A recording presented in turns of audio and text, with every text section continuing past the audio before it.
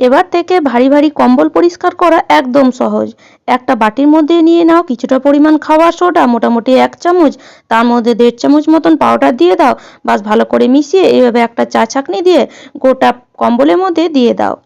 বাস গোটা কম্বলের মধ্যে দিয়ে এবার হাত দিয়ে ভালো করে পুরো কম্বলের মধ্যে আর একটু ছড়িয়ে তারপরে একটু সামান্য গরম জল মানে উষ্ণ গরম জলের মধ্যে একটু শ্যাম্পু দিয়ে এভাবে মিশিয়ে একটা তোয়ালিয়া নিয়ে নাও আর তোয়ালিয়াটাকে জলের মধ্যে ভিজিয়ে ভালো করে একদম নিগড়ে নাও আর একটা প্রেসার কুকারে ঢাকনা নিয়ে নাও আর এইভাবে বেঁধে দাও। বাস এবার পুরো কম্বলের মধ্যে এভাবে একটু ঘষা দিলে দেখবে কম্বলটা একদম নতুনের মতন ঝকঝক করছে।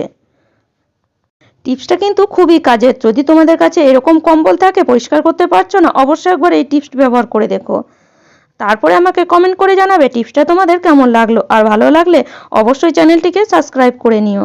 তো দেখো পুরো কম্বলটা পরিষ্কার হয়ে গেছে। এবার আমি একটু ওকে রোদে দিয়ে দিলাম।